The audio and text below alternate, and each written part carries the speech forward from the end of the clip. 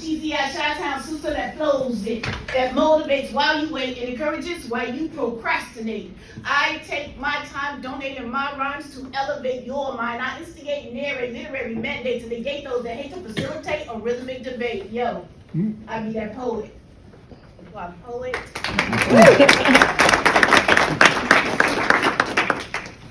I am Chillin, the Conscious Poet, Associate Director of the Redwood City Boys and Girls Clubs of the Peninsula. I am the CEO and founder of the Soul Town magazine, and I have been working with young people in technology for more than 20 years. About 8 years ago, I met a woman who I thought was the future Chillin.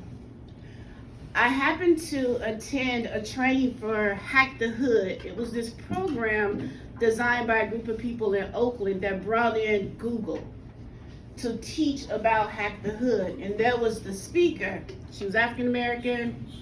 She had dreadlocks. Her earrings looked like mine. Her makeup looked like mine. I thought she was the future me.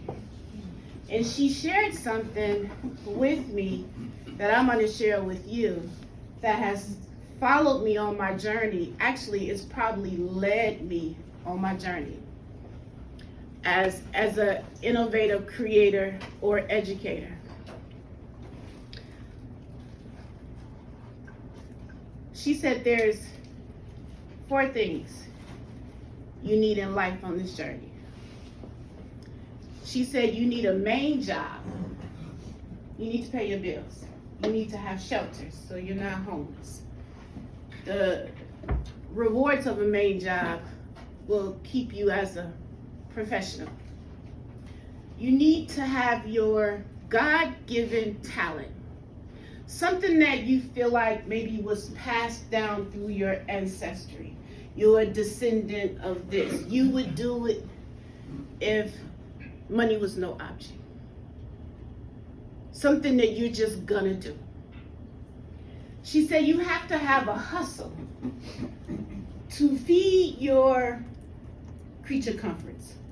Gotta get your nails done, your hair done, buy your wigs, pedicures, whatever.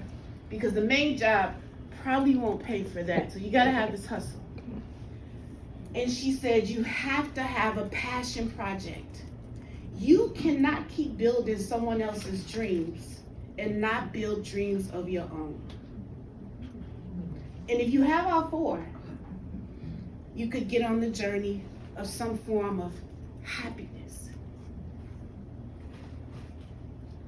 I was on my way, this was 2015. I was on my way leaving the organization because I was very complacent in my circumstances.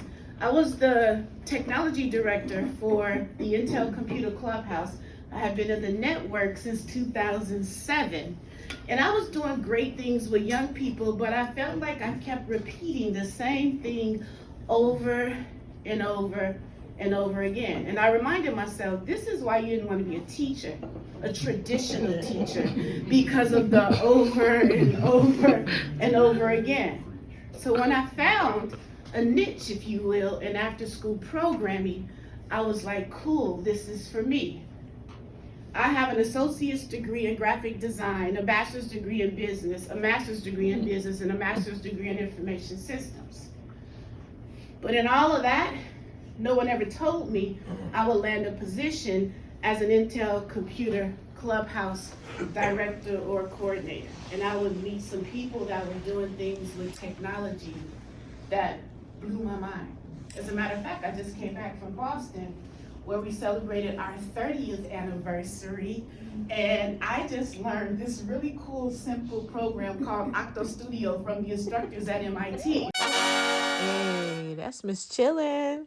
I promise you, I am going to teach these kids how to take their biology content and make a game out of Octo Studio and teach themselves biology. We are going to teach them how to create their homework so they can retain the information, graduate from high school, and go to college and be functional members in society. Because what they're doing right now, I don't know. I'm responsible for 150 kids a day. The demographic of the Rebel City Boys and Girls Club is about 99% Latino. I think there's 5 kids and 1 Asian kid. But when Peter Fortenbaugh, rest in peace, my former CEO, he wasn't my white CEO or my white male friend. He was my friend. And when he passed away, it broke my heart. I left the organization in 2015, and I came back in 2018 when he and a bunch of his team members called me to come back. And he told me before I left, technology is gonna go to hell with you being gone. And when I came back, he was excited. I came back for the kids, but he was genuinely excited. And I'm still there today because I made a promise to him. Check this promise out. Until I get a kid that gets to MIT, my job is not done. I don't have a kid at MIT yet. I know kids that go to MIT, and I love it, but I want to take a kid from 8th grade and mentor and coach them all the way until they get to MIT, and then I'm done. Until that happens, we're all doing this, right? Okay, so let's get back to my 4 points. So my main job, I'm the Associate Clubhouse Director of Boys and Girls Club of the Peninsula. Love it.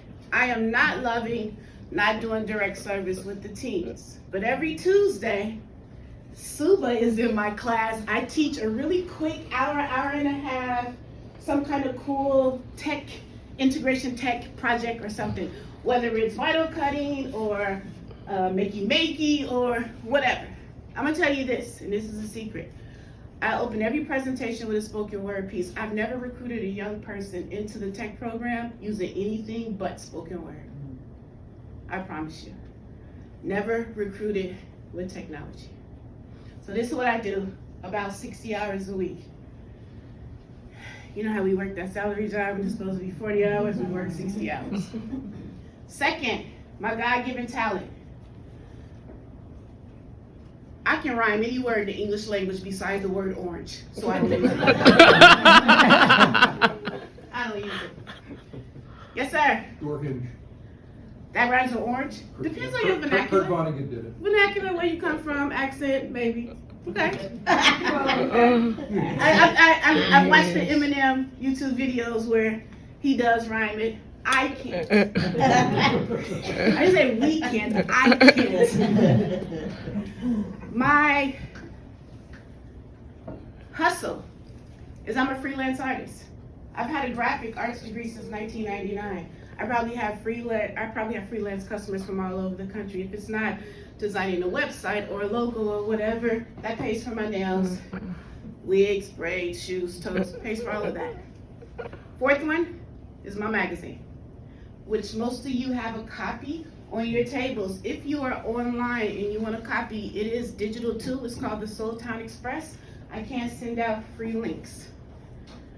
This is where my dream is in the magazine. I have an opportunity to have a captive audience where I could educate them on people, places, things, allies that are positively building up the brown and black communities.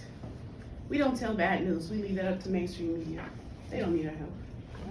We just tell good news. Create a story. If you have the copy of Franklin on the cover, the story of Franklin came from an educator way back when Dr. King was assassinated. She was a teacher. She didn't know Charles Schultz. She wrote a letter to Charles Schultz and said, hey, it's really unfortunate what happened to Dr. King. He really was making a mark on America. Why don't you create a character that reflects what this person looks like? The letter is in the magazine. I actually got it from the Schultz Museum with permission to photograph it and reprint it. And he said, okay. And he made Franklin. These are the stories that motivate young people of color in classrooms, even if it's tech classrooms. You gotta get their attention. You gotta get on their level. You have to make them understand and believe So what I don't look like you? So what I don't come from where you come? My charge and assignment today is to cross the cultural barriers and teach you computer science, teach you technology, teach you spoken word. And when you get home at night and go to sleep and you reflect on your day, if you've done that, you've done your job. Kids talk with their feet. When they show up and come to school every day, you're doing something right. It's not always on us though, I get it, because they have other circumstances. But when they keep coming back and keep asking questions, then we're doing the right thing. So with that being said, I'm gonna leave you with my gift from God. Some years ago, my CEO that I told you guys about, Peter, he asked me, why do you do what you do in the ICC? Chillin, you're working day and night, 7 days a week. You're busting your buns. You're here at 4 a.m. in the morning, emails from you at 2 a.m. I don't know when you sleep. You're working so crazy with these kids. You're an amazing person. You could be doing a lot of different things. He asked me, why do you do what you do in the ICC? And my response is simple. I love my job. You see, I teach the youth to fall in love with technology. I play Cupid, and metaphorically, my arrow is imagery. Please allow me to explain.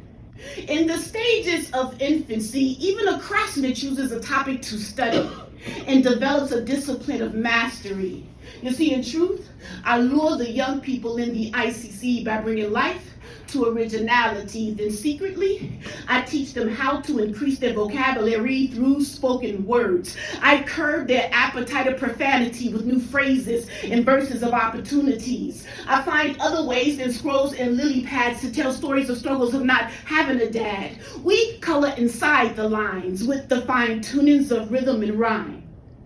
I am a modern day griot, and I've combined the West African traditions with our initiatives and missions. That village in the proverb that they speak of raising a family is calling us to a higher place of creativity. You see, my job allows me to be me. And when the Most High has given you the gift to work with babies, there's no time for complacency. You gotta bring your A game to the table with lots of energy. There's no clock to punch because a 9 to 5 is unheard of when paid by salary. And if the truth were told, there's no dollar amount or silver and gold that could compensate me for my competency. I don't do this for the money. And I don't do this just to be doing something. See, as a matter of fact, I don't have one, but 2 master's degrees. And humbly, I share my story to explain what I do is just not for everybody. At a young age, my purpose was spelled out for me. Combining spoken word and technology is why I'm here, see. Case in point, a young man I shot with imagery. He enters my department daily. His afternoons begins with giving me a hug, and then briefly, he speaks life to his truths with sincerity. I listen intently as his verbals speak creatively, although I am exploring the possibilities of how to capture this moment with Adobe and how not to exploit, but to document his story. His words are spoken with vitality, and by the time he takes a breath and begins to breathe freely,